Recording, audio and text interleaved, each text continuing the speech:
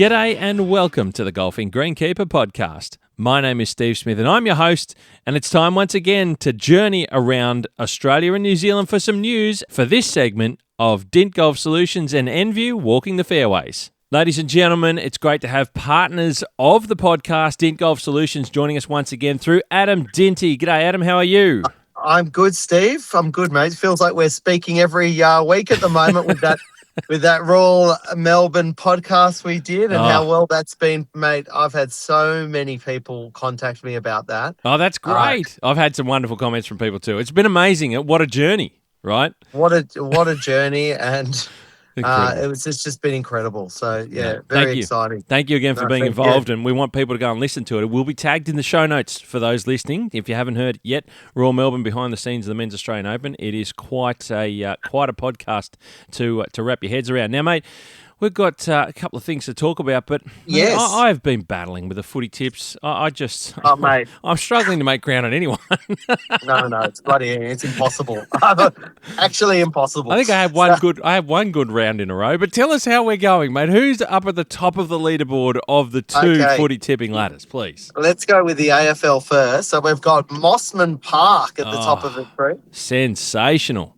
Over in WA. Park. Yeah, followed by Kingston Beach in Tassie, and then Royal Perth in third spot. So two WA. Two from WA, and both that I've had on the podcast. Shane Baker and Pat Casey. Pat Casey, yep. And then we've got over in the NRL, we've got Springwood still at the top. Oh, yeah. Scott Cameron. He's coming home with the team, yeah. Bega and in second. And Lynx Hope Island in third. Oh, we're keeping it to the East Coast. There you go. Yes. So, Glen Beauclair, yeah, all right. The Hope Island guys are coming. Look, this is great. It's a bit of fun following this, and it's a challenge to do the footy tipping. Oh, mate, it's I am officially struggling. But that's okay. It's good to see who's going well, and it's spread right across the country, which is so good to see. Absolutely. We love it, mate. We love it. Fantastic support, mate. Now, one of the things that you just posted the other day, and I had to share it because I just love this sort of stuff, the detail of the detail in presentation. And you guys being Dint had recently supplied some bronze plaques for Royal Adelaide Golf Club. Mate, tell us a bit about this stuff. They looked astoundingly good. They Mate, I just love watching them. I must have watched a video over and over a handful of times. It's just so good. Mate, they were phenomenal how beautifully they came out. We did them for Royal Adelaide and Nathan, and we sent them out to them this week, and they've just been they're breathtaking, really. The video we did was magnificent. We put it up on all our socials, but we're doing, we've got a reputation in the industry for making these bronze plaques. Our family history with the foundry goes back to my great-grandfather in 1930. So we've got a great name and reputation for supplying quality metal, bronze, aluminium products. But I found since, the last couple of years, 3-4 years now, just golf courses are going with these bronze plaques because they just age beautifully. They're classy. They're discreet. They don't stand out. They're just beautiful, and they just fit in so nicely on golf courses. All of those details, mate, are exactly the reason why a place like Royal Adelaide gets them and wants to put in an updated version of their plaques and plates, for example, not knowing exactly what they had before. But it's that level of detail, and you see this on some of the I suppose the higher level golf clubs. It doesn't mean that other places can't look at other types of versions that you have, of course, as well, because like you said there, it's done in your own foundry of the business, and it's something that you've had for so long as a core part of the company that you're doing it right here in Australia. I mean, this is a fantastic part of the company that I love. Yeah, absolutely, and we love it, and it's still great to manufacture in Australia, and our customers love that as well. They love that the metal's made in Australia, it's poured in Australia. Yeah, it's just it's and. Look, to be honest, you can see the quality. The quality is just second to none. It's beautiful. Makes a huge difference knowing exactly what you're getting 100% of the time with people that we can talk to, people like yourself, mate. And that's going to lead me into, we've got the conference coming up very soon. It's only in a couple of weeks' time. And on the 20th of June, that we'll be down in Melbourne for the combined ASTMA GMA conference, which is going to be huge. But I Oh, mate, love the can't wait. stand that you guys have every year. You have a lot of these products that are talking about the bronze plaques. You got things we can see and touch them and look at them and talk to you guys about them in person, which is a great thing to be able to do at the conference, isn't it? This is what we love about the conference, and especially the one coming up in Melbourne, where it's not just superintendents. We've got golf course operations managers, Yep. GMs. We find a lot of our, the supers and the 2ICs will bring their course, other course staff from other areas of the business to show them the stuff that they can get and what they can do and what we can do for them. And it really helps the super get that product into their golf course because they can actually see it firsthand and they can feel and touch it, as opposed to sending off an email with a quote or a photo. Yeah, absolutely, mate. It makes a big difference to be, and even there's things that you might not think about where you guys can open up the ideas of potentially other products. It's someone says, oh look, we thought about this but we're not sure if it's the right fit, and you go, well, hey, hang on, have you thought about these that we've got? It's a great showroom to have on the road where everyone can come in and have a good look. That's the wonderful part of the trade show. We love it, and it's a great opportunity to showcase all our stuff that we can do in one spot. So we will be there, like we've been going to these shows for many, many years since my uncle started the business. So we always love supporting these events, and it's actually just a great week. I can't wait. Very, very exciting, mate, and we want everyone to be able to get down there and say good day. Mention the Golf and Greenkeeper podcast if you're a listener, and we want be able to know where the connections have come from, which is great. And it's always a good lead-in. You mentioned that you've heard about Dint Golf Solutions on the podcast, and then all of a sudden it's a much warmer welcome than just a normal warm welcome. Absolutely right, mate. Unreal, mate. Looking forward to it, and will be great to see you there and chat to you about it, mate. Thank you, Adam. Thanks, Steve, and up the blues. Up the blues. Thanks, mate. See you, mate.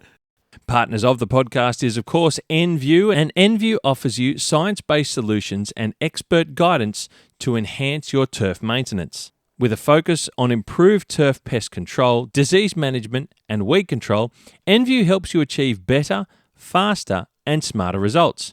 As a trusted partner, Enview provides fungicides, herbicides, insecticides, and nematicides, supporting your pursuit of perfection in turf management, ensuring you stay informed and maintain healthy turf all year round for maximum playability. And it's wonderful to have partners Enview on the podcast. They are the right people to have in your corner so that when you've got any concerns, you've got any questions, you know the right people to get in touch with to help you look after your turf surfaces better.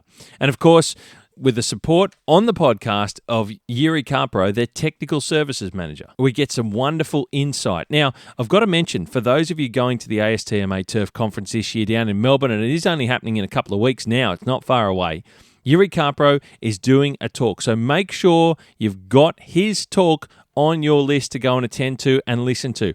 And while you're there, make sure you get to the trade show so you can go and find out more about the products that are available from Enview. And you can talk to the distributors of Enview products that you deal with week in, week out from your golf course. But that way you know what the portfolio of Enview products are, and you've had a chat with the people from Enview so you can find out some more details about the products and how they work. In particular, Yuri, who I know will be down there on the trade show stand from time to time. But like I mentioned, he's got a talk on. It's just been announced that he's doing it. So make sure you've got it on your list to go down there and listen to. Thank you to Enview for their wonderful support of the Golfing Greenkeeper podcast. And now, without further ado, this is episode number 191.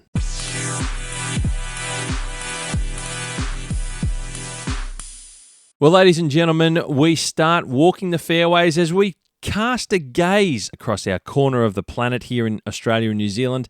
And look, I haven't spoken about New Zealand. I've been trying to find some information about what's been going on over there in a couple of places. And I tell you what, I've landed on some really, really interesting news. So I'm going to give it to you straight. There's two massive pieces of news that's going around in New Zealand.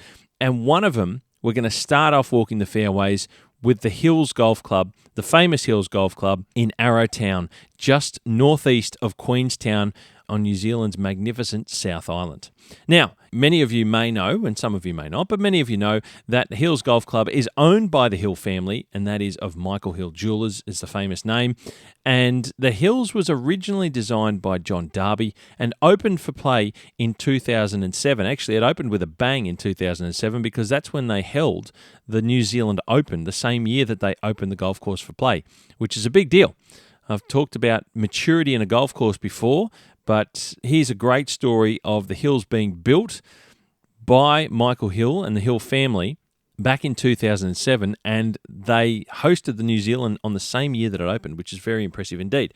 Now, the Hills is undergoing a massive makeover, right? Then there's a new design being done for the Hills Golf Club, and it's being done by the one and only OCM of Australia, which is Ogilvy, Cocking and Mead, the famous design construction firm that many of you know around Australia, and now they're doing quite a bit of work over in the US as well. They've been hooking into this particular project at the Hills Golf Club in New Zealand. Now, construction began in April of this year, so only a couple of months ago now. All the work that has begun on the golf course has begun on the clubhouse side of the driveway entrance. So this will in turn make these areas the first to mature around the clubhouse, which is always a good thing to have happen when the project is finished. So areas that have had the most amount of growth and the most maturity in its young age when the golf course opens for full will be around the clubhouse. So that's always a nice thing to have, particularly around the clubhouse area where everyone arrives, and that will be the closing holes of the golf course, incidentally. Now, early on, through the images that I've seen, the first major difference you can pick up is the bunker style change here with the golf course at the Hills. It's far from the smooth, rounded shapes that were part of the previous design and will be a much more rough style, wandering edge, if you like, to the bunkers. So it's a more natural looking setting and feel for the bunkers and the way that they're going to settle into the design of the golf course and what will be the ultimate finished product, which will be the major thing that you'll notice the most, in my opinion. A key part of the Hills Golf Club is that it has amazing sculpture artworks scattered throughout the property as you play your way around the golf course. Now, a detail in this is, as part of the project, all of the artwork of the property will remain in place. So they're essentially working around the artwork. So it will be there in situ in the same locations as far as I'm aware. I've seen some images where it's still on the ground and the construction work's happening around it. So all the artwork will remain in place on the property and be inherent in part of the new design of this golf course. Many of the smaller clumps of trees appear to be removed throughout the course from what I've seen. So, for example, on holes from what I've seen, 15, 16 and the front of 17 are a couple of classic examples where I've seen at the moment. Lots of the smaller trees, the younger trees, and some of the smaller clumps have been removed from those holes. And this is where the work's really kicked off at the moment. So I haven't cleared through all of the construction works yet. They're working on those holes at the moment. So I expect to see this as a bit of a design style change as well through the property. The water storage capacity of the property for use on the golf course is being significantly increased on the site. So expect to see larger water bodies on the golf course as part of the new design as well. Holes 14, 15, 16 and 17 are where the current lot of construction work is being full on hooked into, and holes 18 and the driving range are next to come. So a lot of the work is being finished up and they're working through 14, 15, 16, 17. They're finishing up on 14 with some of the final shapings, if you like, and the detail work to complete that golf hole's construction right at the very moment. And they're soon to start on 18 in the driving range. Now, I don't know the routing very well of the Hills Golf Club. I've done my bit of research and study on it, but I'm not well versed in it. But a quick cross-reference shows that the holes being worked on at the moment, 14 through to 17, remain essentially the same hole corridors as previous. So if you do know the golf course, 14, 15, 16, 17 are basically the same hole corridors that they're working on. So they've stripped them all back, so it's similar routing, essentially, is what I'm saying there. 14, a little bit of detail on 14 from what I can gather. 14 is going to look quite different from the tee, although the same corridor will be in play. The two small fairway bunkers are gone, and there are a number of bunkers running down the left-hand side of the hole now, from about the 2/3 mark of the hole distance, so about 2/3 of the way down the hole. There's a number of fairway bunkers down the left side, but there are plenty of fairway to the right. So what I can see from this is classic OCM design, which is classic fundamental design of the golden era, if you like. So a lot of options, a lot of decisions around how to play the hole, and you've got choice. And I'll explain some of those as we go along. But this is what we see in a lot of the OCM work that's been done in and around Melbourne, of course. So the 14th from the tee is going to look quite different. Now we get to the green complex, so that was a bit of a way that the hole's going to look from the tee. We get to the green complex. Now, it will be in the same location, but it will be markedly different in its looks and how it will play from what I can gather. The two bunkers in front of the green that used to be there, for example, have been removed, and there will be a bunker complex built on the front right of the green, and the left-hand side has been opened up. The bunker at the back right with the stone wall as a bunker face will remain, which is pretty cool. That was a feature of the old golf hole. But what this bunker complex on the right does is quite interesting. And this is where I talk about ways to play the golf hole with options of how to play the hole. If you hit your tee shot to the easiest part of the fairway, away from the bunkers on the left, so more to the middle and the right, your next shot to the green is now much more treacherous, having to negotiate the new bunker complex built at the front right of the green. So if you play away from the fairway bunkers that are on the left, your next shot to the green will have to be over, essentially, the bunkers at the front right of the green, which are guarding that angle. The closer you hit your tee shot down the left side of the fairway nearest to the new fairway bunkers, or indeed if you're long enough to go past them, the more the green approach opens up with nothing guarding the front left of the green. So this is where angles come into play. And this is something we know of OCM, like I mentioned, and indeed a throw to the design philosophy of the great architects such as Mackenzie that we in Australia know and love. And of course, what you see on some of our best courses such as Royal Melbourne and Kingston Heath. These are angles of play. The hole will still probably play around 370 to 380 metres or so from what I can gather. So again, similar length to what it was, similar corridor, but a very different hole to play. Now we move to the 15th hole. Now 15 will be a punch bowl green design. It's a short par 4 that will play around 300 metres or so. Now 15 is still a very mega high tee shot. It's up on a mound, if you like, a giant hill. So you got this view of this short par 4 in front of you. The green complex is a diagonal punch bowl from front left to back right. So it's like a 45-degree angle. That will also be quite the challenge. It's a late dogleg left, a very late kick on the fairway left to the green, around some fairway bunkers on the inside of the corner as you turn left to the green from the fairway.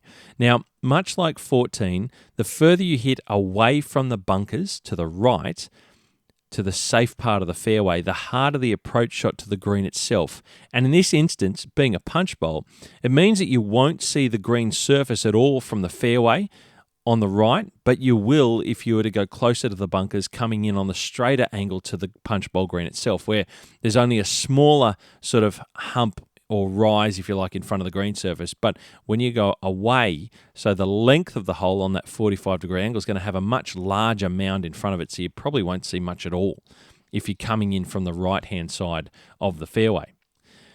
We go to 16 this is all research that I've done from some of the images that I've seen and looked on Google Earth and looked on all sorts of things. I've spent hours looking at this to try and be able to describe to you what the work is that's being done.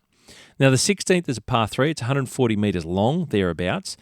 There's going to be bunkers on the left and behind and a hollow on the right. And the storage dam, a new storage dam, will be behind it. Now, this was a dam that was there, which is there on the 17th, but it's been made much larger. So it will be there if you go too long over the green itself. Now, that said, it looks as though the 16th green and the 17th tee may have swapped positions from what they used to be, whereby bringing the 16th green further to the right, which is to the west, from where it used to be. So we're changing the angle ever so slightly, maybe by sort of 10 degrees, if you like, further to the right from where it was. Now, the 17th hole is a par 5. It's a long uphill dogleg right par 5 with a green that sits between two hills, if you like, two large hills, and it's in the saddle in the middle. Now, with the tee being shifted to the left, so more to the east from where it was, this now makes the tee shot essentially much straighter to the bend in the fairway from what it used to be like previously. The water hazard that was down the right side is significantly enlarged for water storage, and the enormous fairway bunker that was on the inside right of the dogleg is done away with altogether. It's gone. That's what used to be there. That is no more. The water now will run most of the way up the inside of the corner of the dogleg, so down the first portion of the fairway on the right, all the way to the inside of the dogleg corner. So you'll essentially have water all the way up the right side of the hole for the drive on your way to the bend in the hole, and I suspect it may be at the right length for the mega hitters, e.g. the pros, to take on the corner if they choose. And it probably depends on downwind, that sort of stuff. But the way it kind of looks in its construction phase, and like I said, I don't know this, so I've never been there, I've never seen it in person. This is purely speculation on distances, looking at Google Earth and some of the images that I've seen. It looks like it could be at that distance for the really long hitters to take on potentially, depending on the tee marker set up for it.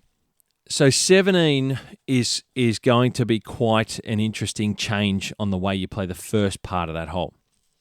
Now, it's going to be interesting to see if there will be any routing changes around the northern end of the property.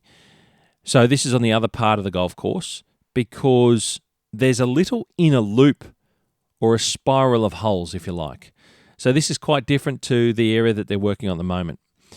7, 8, 9, 10, and 11 is a bit of a spiral of holes in the way that it plays. So I've got no idea. This is purely speculation as to whether there'll be any routing changes over at that part of the golf course, because I've not seen a design plan. I imagine it's all under wraps.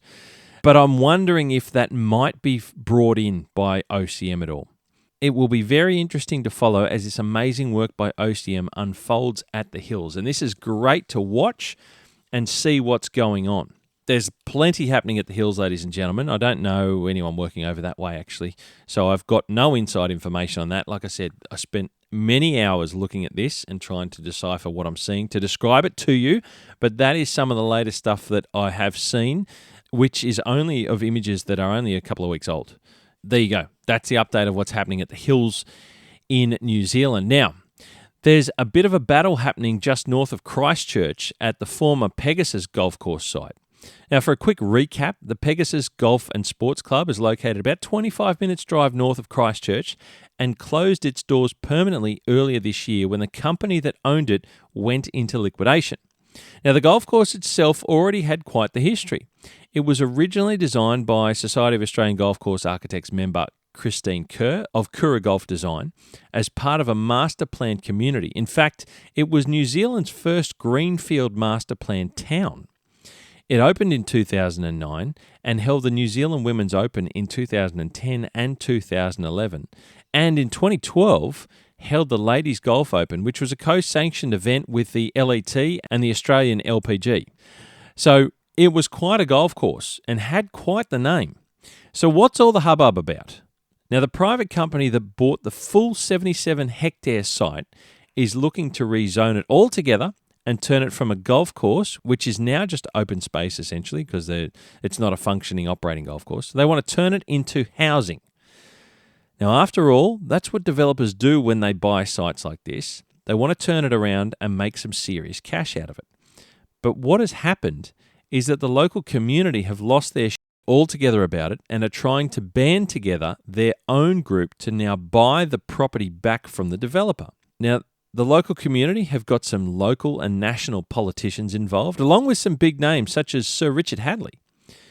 Normally, I would say that they have very little chance of this happening, but there are a few questions to be asked by this local community group about what might happen with a planned rezoning. And why are a local community group trying to buy it back now that the horse is essentially bolted? Well, apparently no one knew of the sale to the developers when it occurred, not even the council.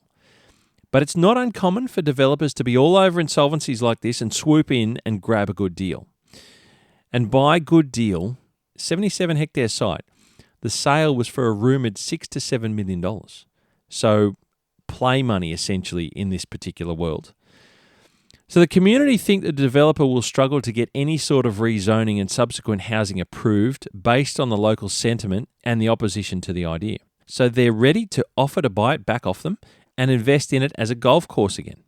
I wish everyone in Pegasus all the best with this challenge and hope they can come out with a win here and see the now former golf course become the popular golf course it was once again. So all the best to them over in New Zealand at Pegasus, and I'll be following this very keenly, actually, because I'm interested to see how it unfolds. Now we move back to Australia, and we go to Western Australia. Now recently, only a week or so ago, there was a mega windstorm that hit WA, the southwest corner of WA, and it caused significant damage to many golf courses down in that corner of the country. Branches, trees, and so much debris was down in many, many places. 160,000 homes were without power, and it was reported that winds reached well over 100 kilometres an hour, with the strongest at Cape Naturalist recorded at 135 kilometres an hour. Lots of cleaning up has been done in the west on so many golf courses, and look, I think for the most part now, a week and a bit on, there's been some incredible work done on a number of golf courses by all the ground staff operating in all those places, but also a lot of clubs called in some volunteer help from members and people associated with the club, and they're often the hub of communities and local communities, and I've seen and heard about some fantastic stories at golf clubs where lots of volunteers have been helping out to clean up. It was a proper mess, and hard hit on so many places, not just the golf courses, but right across townships on the southwest corner of WA. So everyone's moving past it now from what it seems to be, but it was a tough time for many, many people. Next is a bit of news coming out of Secret Harbour Golf Links, as they're set to host the 102nd Western Australian Open later this year in October. Secret Harbour is located in the suburb of the same name, nearly 1 hour's drive south of Perth City. Originally designed by Graham Marsh, Secret Harbour is a course that was inspired by classic Scottish design, including numerous small pot-style bunkers scattered throughout the golf course. Superintendent Tom Tristram and his team will no doubt be very excited about hosting the tournament, which last year was held at the newly redesigned Mount Lawley Golf Club with much excitement. Now, Secret Harbour will be a much different test with its different architecture, which will once again make for a great spectacle. So this is some fantastic news, and looking forward to following this one at Secret Harbour. And I'm not sure, but I believe it could quite well be their largest tournament that they will have hosted. So great news to hear and see. Now we move across the country to New South Wales. I'm going to start off with some sad news, and that is to share that on the 22nd of May, we lost a friend of many and a bloke who was always there if you needed him. The passing of Ian Elphick, aka Chop. He was a former superintendent of Gunnedah Golf Club and had also been a board member of the New South Wales Golf Course Superintendents Association. Everyone who met or knew Chop always had a wonderful memory or story. He was the type of guy who would fill a room with laughter and light and make everyone smile. I remember Chop personally myself coming to a couple of the industry golf events that I used to run in the central west of New South Wales, being the region that he was a super at in Gunnedah. He was such a lovely bloke and always there to offer help no matter what the event or cause. Chop's funeral was recently held in Gunnedah on the 29th of May with a large number of industry people in attendance paying their respects. Ian was taken too early from us at just 53 years of age and is survived by his wife and 4 children. And if you will, please join with me a moment to remember Ian Chop Elphick.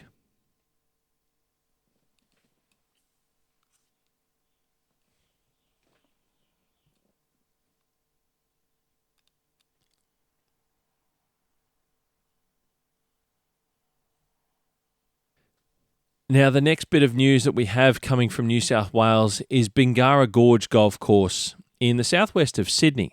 And it has been recently bought by Golf New South Wales and is set to become the new physical home of golf in New South Wales. This is an outstanding move for mine. Bingara Gorge Golf Course is located about 80 kilometres southwest of Sydney City on the way to the Southern Highlands region of New South Wales. In fact, it's actually closer to Bowral than it is to Sydney, being only 40 minutes from Bowral to Bingara Gorge. Bingara has had somewhat of a slightly checkered history with a bit of a stop-start in its early years. It was originally planned to be an Ernie Els design before that fell through and was ultimately designed by Graham Marsh as part of a larger community suburb. The course is unique in that it runs around the gorge of Stringy Bark Creek and some houses of the suburb itself.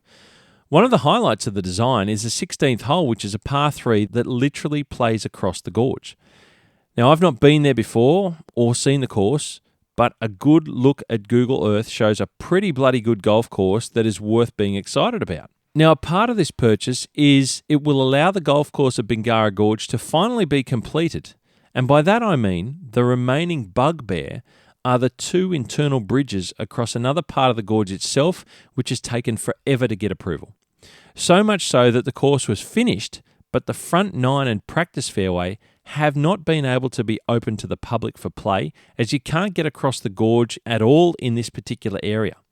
The plan with this purchase was also to establish high-performance training facilities, run a whole lot of different events at the golf course that Golf New South Wales will control. That in itself is enormous. They'll be able to host major events, corporate events, and social events around their own schedule of the golf course. Now, this is huge when you consider the issues of running them at a regular club and having to fit inside the schedule of a members club or a public golf course and their bookings. Owning Bingara Gorge will allow them full control and flexibility. And of course, it will be the physical base for Golf New South Wales State Admin Office. The course will remain open as per usual to the public for play, with more details of upgrades, events and programs to be announced soon. Stuart Fraser, Golf New South Wales CEO, is quoted to say, "Our vision is to enhance the course to championship level whilst offering accessible, fun and inclusive experience for golfers of all standards and demographics." I've reported previously that the new clubhouse is already under construction, so that's another tick for this to all get approved and to be excited about. Great work to all involved at Golf New South Wales and Bingara Gorge for getting this across the line. I look forward to keeping everyone up to date with this, and maybe I'll take the opportunity to get out there and have a look at it in the meantime. So well done to everyone, and this is a big win for me and a great, big, fantastic step forward for Golf New South Wales. Newgreens Chatswood. Now recently I played there, it was about 10 days ago now, and what a treat it was. For context, Newgreens Chatswood is a reimagining of the former 18-hole Chatswood Golf Club site. I've gone through the details of the old course in a past episode of Walking the Fairways, and for those that don't know what it was, like I used to, I didn't know it, it had something like 4 crossover holes, and by modern standards, was 18 holes crammed into a rather small site. The new version is a 12-hole golf course routed at what essentially is the same size site. The majority of the holes are similar to what they were before, such as 1, 3, 4, 5, 6, 7, 8, 9, and 11. Now that sounds like a lot, but it's very different. Owing to the amount of construction done by podcast partner McMahon's from the Design Brief segment, in the build, the only holes that are almost exactly the same except for new green complexes are 5, 6, 7, and 8 out of that group that I mentioned before. Holes 1, 3, 4, 5, 9 and 11 use the same corridors, but there's been so much changed on the land that they will feel quite different to anyone who knew them before. And I say they will feel different as I never played the old course, but I've done my research and know how different they are based around the elevation changes that have now been built into the golf course. Now, the only completely new holes are 2, 10 and 12, which have completely moved where the greens are located, making them very different to play compared to the old course. Now, the second hole is the only hole left to fully grow in for play and is currently played as a 130-metre downhill par 3 to a temporary green in the fairway. Now, once it fully opens, it will be an enormous Big Dipper roller coaster par 5 that plays down to a hollow at about the halfway point of the hole before you have to climb around 15 to 20 metres for the remaining 250 metres or so of the golf hole to the green. It is outstanding, and if you want to know a little bit more about that and some of the changes at Newgreens Chatswood, go to my social media channels and have a look of some videos that I put up of just what it looks like. It is outstanding. Now, the signature hole of Newgreens Chatswood could well be their par 3 third hole with its full water carry to the green and the view across the golf course all the way back to the magnificent new clubhouse. The turf surfaces are Kikuyu fairways and surrounds on the new work, which matches in with the older fairways that have remained. Tee surfaces are all new with zoysia to deal with the wear and stress of shade, which is significant on some areas, and the greens are 007XL bent grass. The course played very well considering its young age when I played it the other day and being the first day of winter. And look, it was quite wet underfoot. They received around 100 millimetres of rain the previous few days before I played. So it played very well considering the amount of rain we'd received in Sydney. I really enjoyed the course and the questions asked of you as you play your way around. Well done to Neil Crafter of Crafter Mogford on the design of the golf course and podcast partner McMahon's on the construction. Along with Superintendent Jackson Joseph and his team, they're also part of podcast partner McMahon's on the grow-in and maintenance of the golf course. They should be very proud indeed. This place will only improve with time, and I'll have more to come about Newgreens Chatswood in the future in a little bit more detail. Well done to everyone involved overall. Now we go to Tasmania for a quick stop, and a few pictures have recently been released of Country Club Tasmania as a tease, and it looks bloody unreal, I've got to tell you. Now that's all to say here. We've never really seen many photos at all about the golf course, so they're just starting to release a little bit. We're all waiting with bated breath now for the opening date to be announced so that we can experience the new Country Club Tasmania that is now led by new Superintendent Keegan Powell and past guest of the podcast.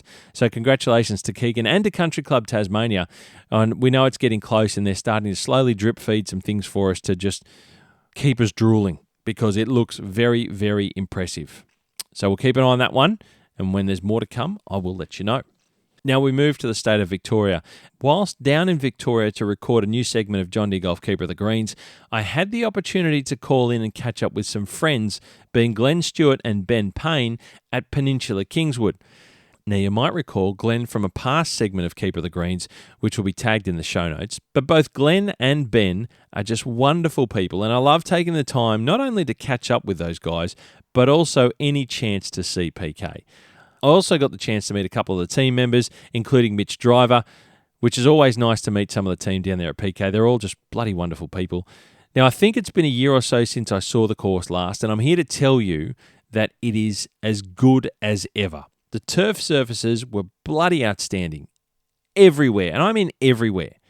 And the vegetation continues to improve, which is unreal.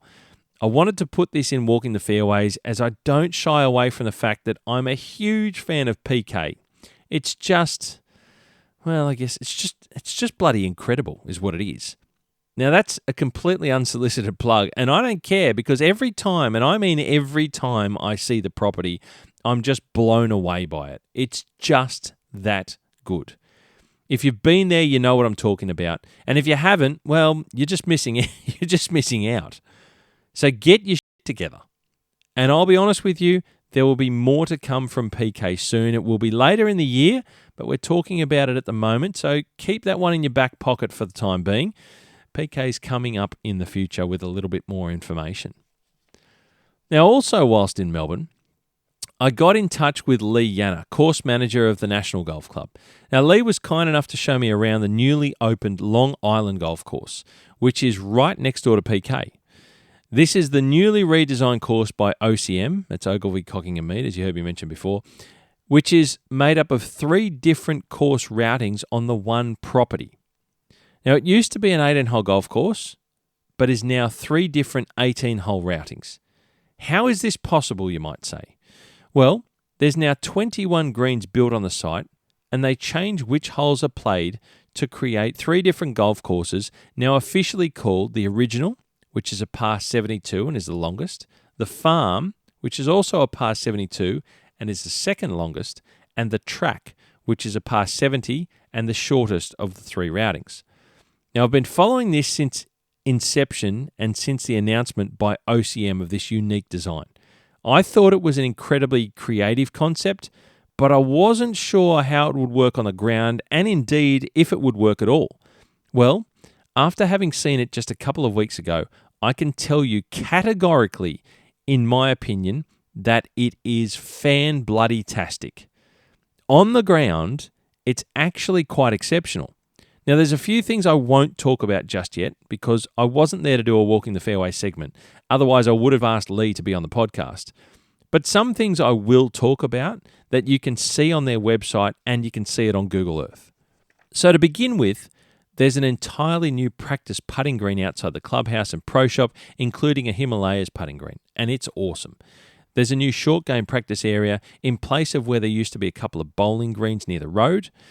As mentioned, there's 21 greens on the site as part of the main golf course. Now, from 21 greens is how you get 3 different routings. And I'm going to try and explain a little how it works with a couple of examples if I can, so bear with me on this one. On all the routings, holes 1 and 18 remain the same, albeit that the tees can move ever so slightly. As for the rest of the course, all tees and greens are essentially changeable. And by that I mean markers will go on some tees and not others, and holes will be cut on some greens and not others. But let's talk specifically about the previous routing holes for those that knew it, being 2, 3, 4 and 12. So I'm going to use these 4 holes as an example. These holes played more or less around the perimeter of the property. The old version of the second played an ever so slightly kinked dogleg to the left with a green near houses at the boundary of the property. Then you would walk to the right and play a par 3 in a similar easterly direction. Well, now the green of the second has been swapped with the third tee, whereby the green is an ever so slightly kinked par 4 to the right, away from the houses and the boundary, and the par 3 third tee is to the left side now and played in a similar easterly direction.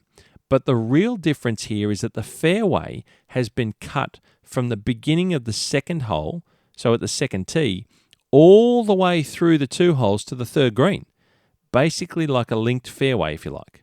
Keep this detail in your head. The 4th hole of the previous course was played from the northeastern corner of the property in a southerly direction, so essentially 90 degrees to the previous holes, as a par 5 with the boundary down the left. However, it played slightly away from the boundary where there were trees on the left, and this is an important note. Finishing the old 4th hole, you would then walk off the green to the left and back to what was the 5th tee up against the boundary and continue on from there in a southerly direction once again. Then we skip to the par 3 12th hole on the old course, which was played in a northerly direction back towards the 4th, and the 12th green was right next to the 4th green. Now, for Melburnians, this is similar to a number of holes you find at Commonwealth Golf Club that play 180 degrees to each other, with a few of the greens adjacent to each other so closely. So 4 and 12 on the old course at Long Island play towards each other. Now, what OCM have done to get different routings are as follows, and hopefully I can describe this in a way that you can follow with me. On the original course of the new routing, the 2nd and 3rd holes, par 4 and par 3 respectively, both play in an easterly direction with a newly linked fairway. But then, when changed to the farm course routing, they are joined and played from the original course routing's 2nd tee to the 3rd green to become the farm course routing's 2nd hole par 5, if that makes sense. So for the farm course, the 2 holes are combined. You drop one of the holes and one of the set of tee markers in the middle, and you play it as a par 5. And what happens is the 2nd green is just left off to the right without a pin in it. And the 3rd tees are off to the left without any markers on them. Now, the way that the bunkers and the fairway have been constructed, you can't even see the tees, which are now not in use, and the green, which is without a pin, is far enough off to the right away from the line of play from the par 5 hole that you don't even really notice. It's just another green over there that doesn't mean anything to the way that you're playing the golf hole now on the farm course routing. Now we move to the 4th hole of the original course routing of the new course.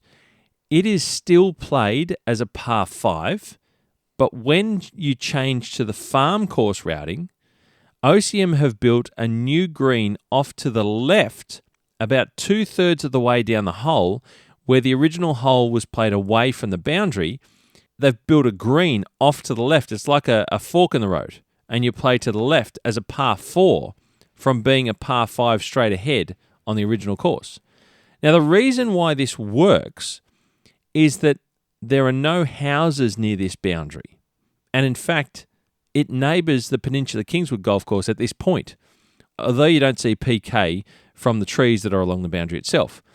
So you play to the left on the farm course routing to this other green, which goes up and over a small dune that ever so slightly hides the green from view of the fairway when you're playing it as the original course routing.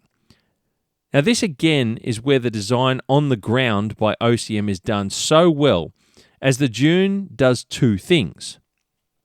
It makes the approach shot a little more challenging, as you can't quite see the putting surface, but you can see the flag. But it also hides the green when you're playing the par 5 in the original course routing when you go straight ahead, when it doesn't have a pin in it on that particular green. Again, you play straight past it, and you would be none the wiser. And from this shorter green that goes off to the left, you walk forward to the 5th tee. Instead of, when you play it as a par 5, you walk to the left and then back to get to the 5th tee, if that makes sense. I hope it does. It's pretty hard to describe this. I'm doing my best. So traffic flow is still maintained and streamlined. Now we go to the par 3 12th hole that plays back towards the par 5 4th hole. And the reason I put this in, this is pretty interesting. When the 4th hole is played as a par 5 on the original course routing, the 12th is played to the 12th green, which, as mentioned, is adjacent to the 4th green. It's right next to it. They're right next door to each other. And here's the cool part. OCM made these two greens a big double green. Why? For some interest and fun. You see, when the 4th is turned into the par 4 with that shorter green off to the left, it leaves its par 5 green empty. You don't play anywhere near there when you're playing the 4th hole. This green has been designed on the ground to play it from both directions. And by that, what I mean is that when it's not being played to from the 4th as a par 5, the 12th changes direction slightly and plays to this green, which makes it a longer par 3 than its original green, and you now approach this particular side of the double green from the back. It's actually quite ingenious. So the par 3 12th changes angles maybe by about 5 degrees to the right, and you play to the other side of the double green, which is normally used for the 4th hole as the par 5 green. So then the green for the 12th that you would normally play to, which is the left side of the double green, isn't used at all. It's really ingenious, but the right side of the double green, from which is the 4th, normally the green's been designed to play it forwards and backwards. It's really, really interesting to see it on the ground. I'm not going to go through all of the adjustments that can be made, but there's another one on the property where 3 holes move to fit in a completely new par 3, and it just blows your head apart when you see it on the ground. This is amazing. I was snapping my neck everywhere. Look, in my opinion, the new National Long Island property is really cool, funky, and a touch quirky. And the more I think about it, the more I think it's awesome. There you go, I said it. Now, I don't know that anything like this has ever been done anywhere in the world before, and I'm happy to be proven wrong here. But this is worthy of a design award for some type to OCM. And if there isn't an award to give them, just make up a new one and give it to them, because in concept, this is crazy and it shouldn't work. When you think about it, it actually could work. And when you see it on the ground, it does work. It will blow your mind. Congratulations to OCM for a job incredibly well done. And a huge congratulations to Lee Yanna and the team at Long Island on an outstanding job getting the course up and open. It's young, but it's very good, and it will certainly improve as it matures. a wonderful landscape for golf. The rolling dunes are bloody beautiful for golf, and they've certainly got the absolute most out of it with this 3-in-1 routing. Well done. And that, ladies and gentlemen, is a complete walk of the fairways for this segment of Dint Golf Solutions and Enview Walking the Fairways. Please check out the show notes. There's always lots of clickables in there to take you to the bits and pieces where you can get a look at. Like I mentioned, there's a lot of the stuff on this Long Island. You're going to be able to go onto their website and see exactly what I'm talking about and get a better idea about it. Please like, share, and subscribe if you would be so kind. Helps get the podcast around further. A big thank you to Adam Dinty from Dint Golf Solutions for jumping on the podcast. Make sure you check out their website for all the products they have available at dint.com.au, and make sure you follow them on their socials, and you can find them on Facebook and Instagram if you type in Dint Golf Solutions. Thanks also to Enview, your specialist partner for science-based solutions and expert guidance to enhance your turf maintenance.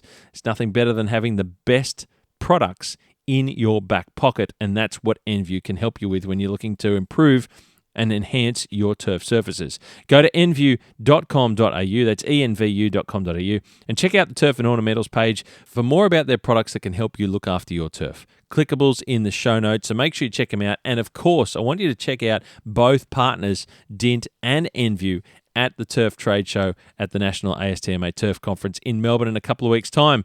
Don't forget, ladies and gentlemen, if you haven't listened to it yet, Royal Melbourne, behind the scenes of the Men's Australian Open podcast episode, is out now on the Golfing Greenkeeper podcast. It was a few episodes ago, and it will be linked in the show notes for you to click on. If you haven't listened to it, why not do it now? Get amongst it.